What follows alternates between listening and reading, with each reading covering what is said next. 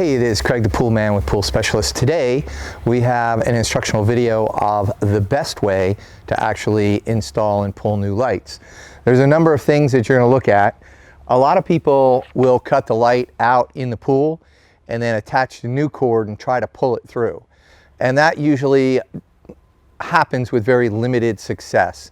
Usually what happens is it binds, it creates like a fist, and it doesn't want to get through the actual conduit.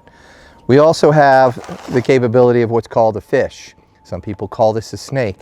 And some people like to pull the light and then snake this down and pull the new light through it. It works okay. I would only use a fish or a snake in the case where I actually lost the cord and I need to refish it. Yes. So your best solution is actually to go to your pull box, and then you're going to connect some pull string to it. And as you can see, this actually has quite a bit of tensile strength to it, several hundred pounds. You would tie this onto the end of your light. Of course, you can see how narrow it is, and therefore it pulls through very, very easily. Another very, very, very important item is dish detergent. Don't bother getting yourself the slime at the electrical store. That does not work anywhere near as good as dish detergent. What you're going to do is you're going to take the dish detergent, pour it down the actual pipe, and then we'll pull the cord once we actually have it down. We also have a nifty little product, and this is a light puller, and we can give you the part number of this later. Basically, you will slip the light cord through here, it clamps onto it, and it gives you a good way to pull it with a lot of tension. Hopefully you won't need to do that, but if you do, this is a very handy device to have. In this case, we're using a Jandy watercolor light. This pool has Jandy watercolor lights in it. That's very, very important. So if you go buy a new color light, you need to determine what brand that color light, the existing color lights are. Because if you put a Pentair light in, that doesn't respond the same way that a Jandy light does. A Hayward light doesn't respond the same way. So there is a little Morse code that goes down to these lights. It clicks it on and off and on, and then it determines what color it's going to be or what pattern it's going to be. So if you have Jandy watercolor lights, stick with Jandy watercolor lights. If you have Pentair, stick with Pentair, unless you're going to change them all. Now another caveat to that is if you have a Jandy system, or now it's referred to as Fluidra, the regular Aqualink, that system, the newer versions will handle the Jandy watercolor lights, of course, and they will also handle the Pentair color lights.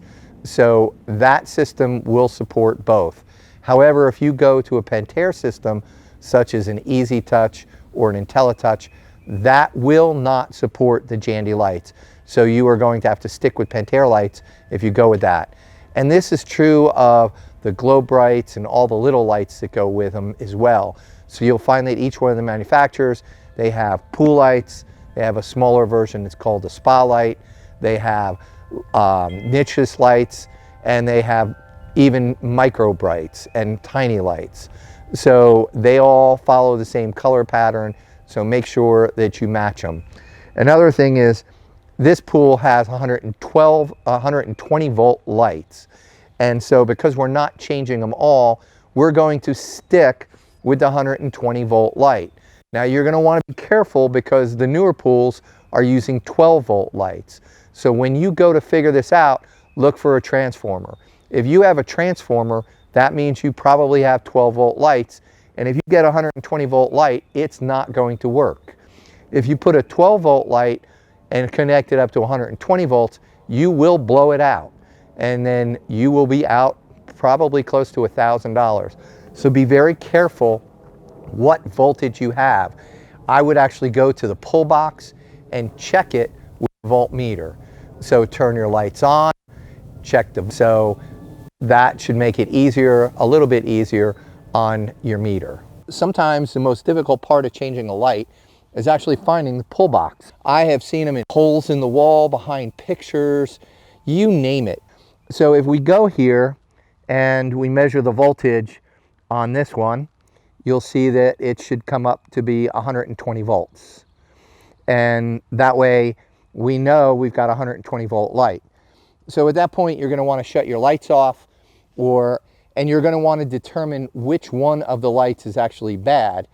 If you have lights tripping, you'll have to remove each one of these lights until you find a light that actually has the water in it and is tripping the circuit breaker.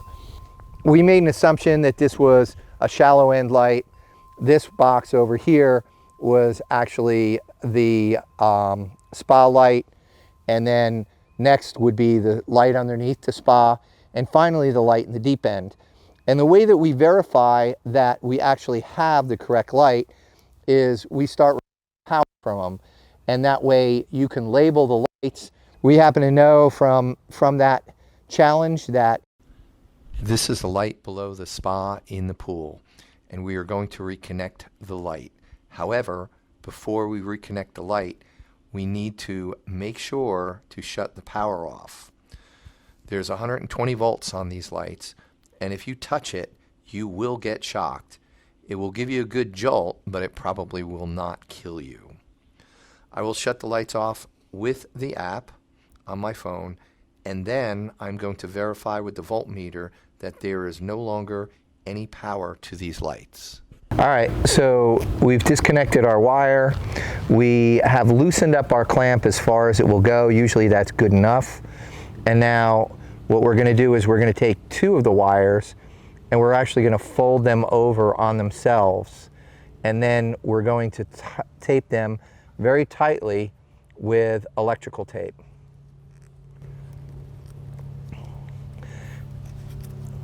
And you want this to be as tight as possible so that it doesn't pull out.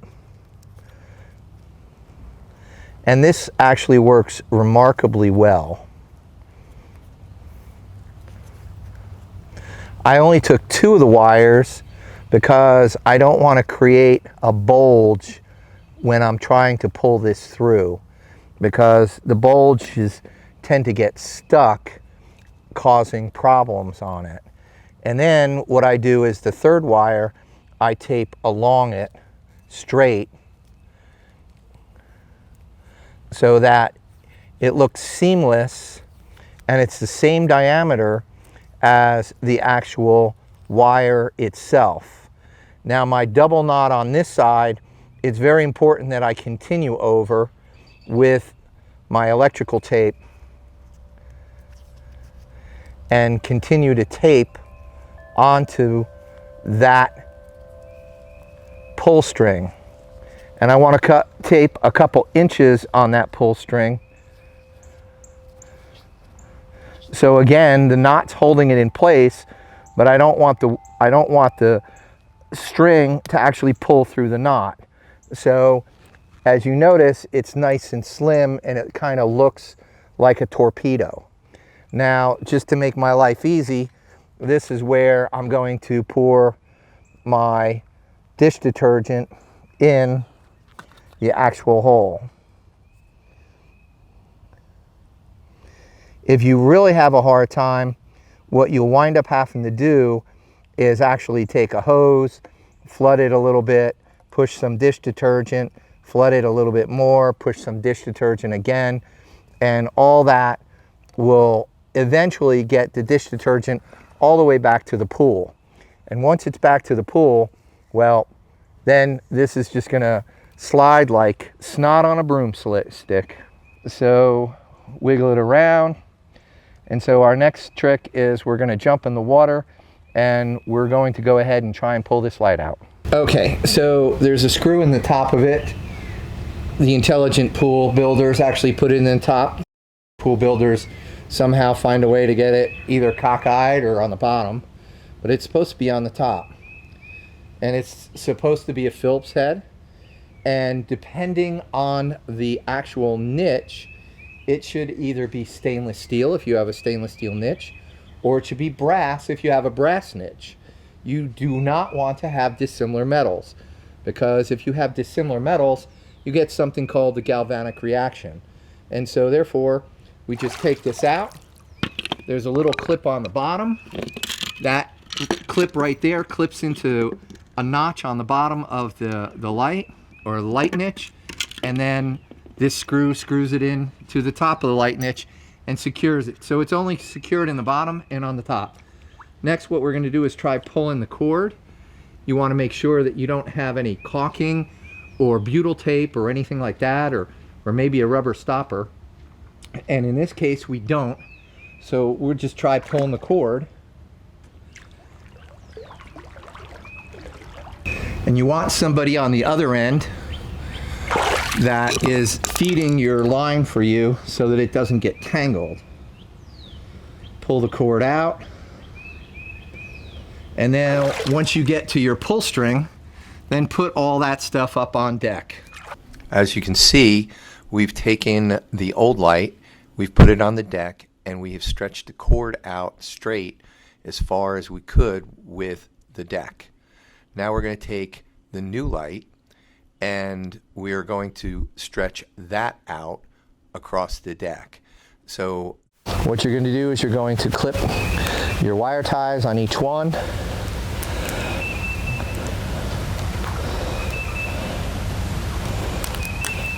And then you are not going to pull this, you are literally going to unroll it.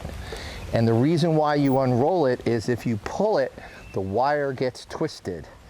And if you unroll it, it rolls out nice and straight. If the wire has a twist in it and you start trying to pull it through, of course, it's going to catch. So you don't want this wire twisted at all. If you don't do it and you twist up the wire, you will regret it. We have the two light wires side by side. You can see the end of the old light wire where we cut the pull string. I recommend adding an additional 5 to 6 feet and cut the new light cord at the extended length. Using the same process that we did at the light box, we are going to strip back the outer insulation a few inches, and then we are going to carefully attach it. Again, we're going to take our pull string and we are going to knot it around 2 of the wires.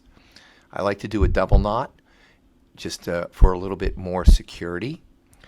And then we're going to bend these wires over as tightly as we can, and we do not want the wires to overlap the insulation from the outer insulation of the wire. So we get that nice and tight, and now we're going to take our electrical tape and we're going to tape up those 2 wires that we have bent over, leaving the 3rd wire out to the side.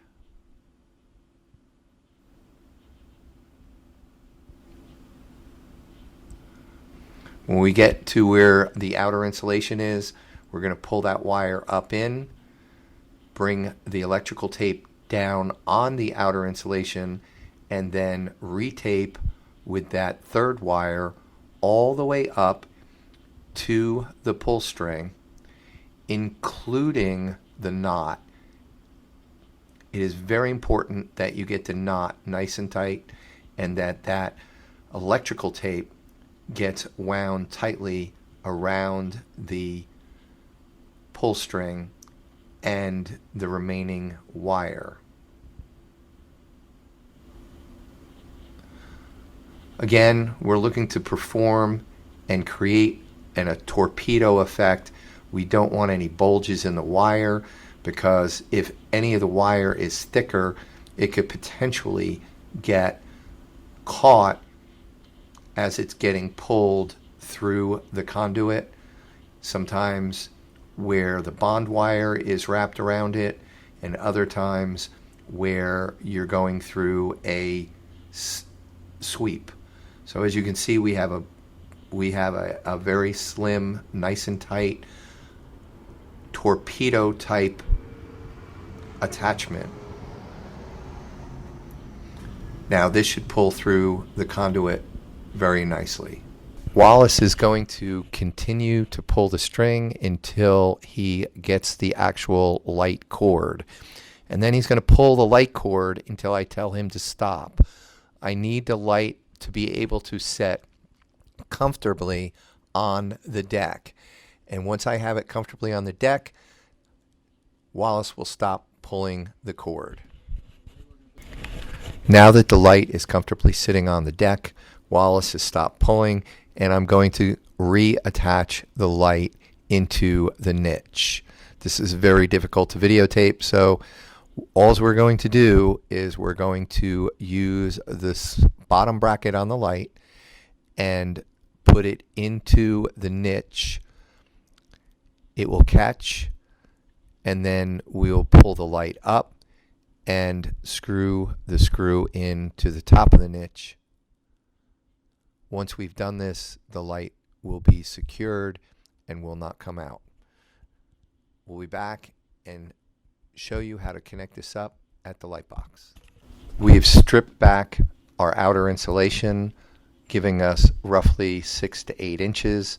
We have tightened our clamp on the pull box so that the wire can't get pulled out if somebody tries pulling the light out, or we can't even pull more wire into the box unless, of course, we loosen the clamp.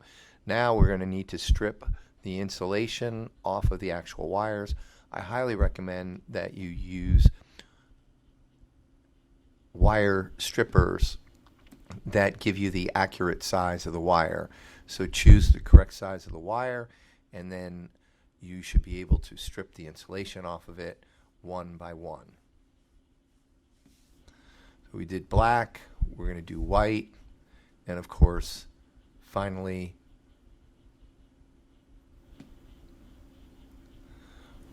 we will strip the insulation off of the green or the ground. It's important to use the correct wire stripper so that you don't nick the wire. You have less issues with stranded wire, such as lights have, but if it's solid wire, you can nick it and it will break off. So, of course, we're going to attach the green wire straight to the light box, and then we want to attach the white to the white wire and the black to the black wire. The black, of course, is hot. That's the one that you've got to worry about. And the white is neutral. This is a 120 volt circuit, so if you had your circuit on, you could get jolted by the black wire, but if you touch the white wire, you just probably wouldn't get jolted. So we're going to take our new wire nuts, put them on nice and tight, and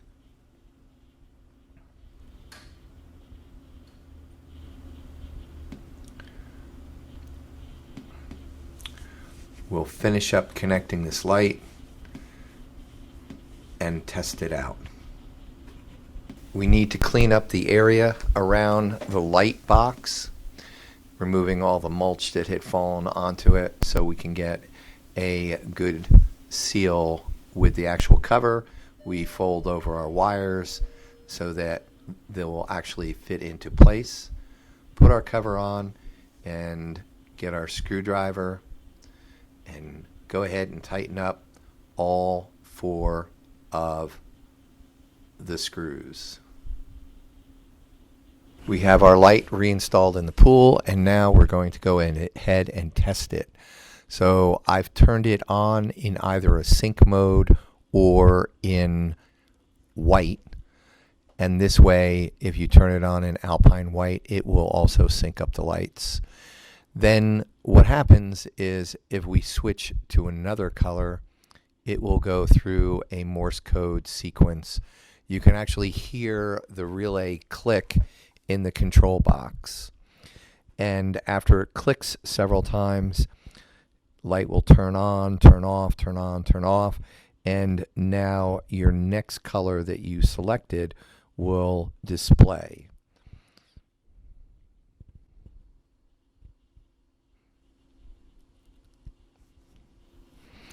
So here you can see that we have actually selected the color of Caribbean blue.